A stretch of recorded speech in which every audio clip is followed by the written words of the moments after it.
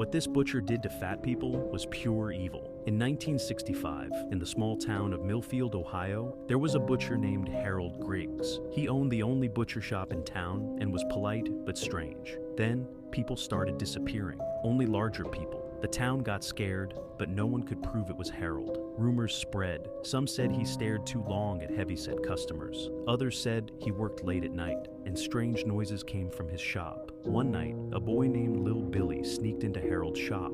He never came out. The police searched the shop and found freezers filled with packages. At first, they thought it was just meat, but it wasn't. It was human remains. Harold was arrested. He said he wasn't killing out of hate. "I make them lighter," he said. But the twist came when they looked into his past. Harold had no records, no family, and no history before coming to Millfield. In his basement, they found old tools and aprons that were over 100 years old. No one could explain it. Some believed Harold had been there for generations. Others thought he wasn't human. The butcher shop is still boarded up, and some say if you stand outside at night, you can still hear knives sharpening. This cursed family took the lives of over 1,000 people. This is the true story of Wrong Turn. In the 1950s, in the small town of Ravens Hollow, Ohio, there was a family called the Crow family. The Crows lived in an old house on the edge of Ravenwood Forest. People in town hated them because of their looks, saying they were strange and didn't belong. One night, the townspeople set fire to their house, thinking they were getting rid of a curse, but the Crow family survived. They disappeared into the forest, angry and broken. From that day on, they swore revenge. Years later, people began to vanish near Ravenwood Forest. Hikers, travelers, even townsfolk.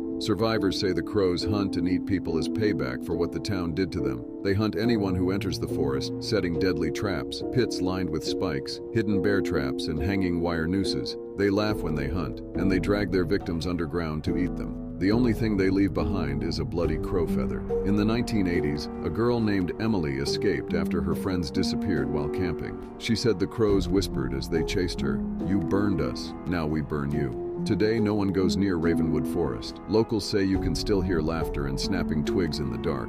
If you see a crow feather at the forest's edge, don't go in. The Crow family is still waiting hungry for revenge. This man turned his son into a doll. Here is the true story of Charlie McCarthy. McCarthy was a famous ventriloquist in the 1920s, known for his own show. But there was something strange about his dummies, especially one named Edgar. Edgar had a unique appearance that made it impossible to look away. He had very realistic hands, an extremely expressive mouth, creepy eyes, and he was also Charlie's largest dummy. What made this situation even stranger was that Charlie never let anyone get close to his dummy. He was the only one allowed to touch it and keep it locked in his chest. What comes next will terrify you, but don't forget that I can only protect my followers who have commented with their first name. One night, after a performance, Charlie McCarthy was found lifeless in his dressing room. Beside him lay his beloved dummy, wearing a faint smile. When the police examined Edgar, they made a horrifying discovery. Behind the mask was the lifeless body of a child, later identified as Charlie McCarthy's son. Share this video with everyone you want me to protect. There was a man named Charles from Chicago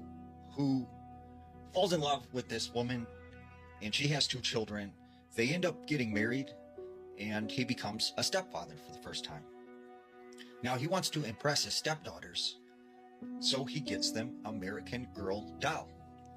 So he takes them to the store and they pick out this doll and they take it home, and the girls love it. They're playing with this doll all the time. Now one day Charles is in his bedroom when he hears his youngest stepdaughter Abigail start screaming. So he runs as fast as he can into her bedroom, but Abigail is just sitting there playing with this doll.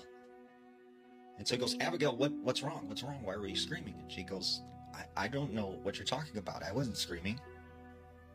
And this happens several more times. And he starts to suspect that maybe they are uncomfortable with him being their new stepdad, and this is sort of how they are responding or reacting to it. So he says, never mind, I'll forget about it. Until one day, he starts noticing that his daughter Abigail is talking to this doll and having full-on conversations. And when he asked Abigail, "What do you talk to your doll about?" And he goes, "Well, my doll, her name's Molly.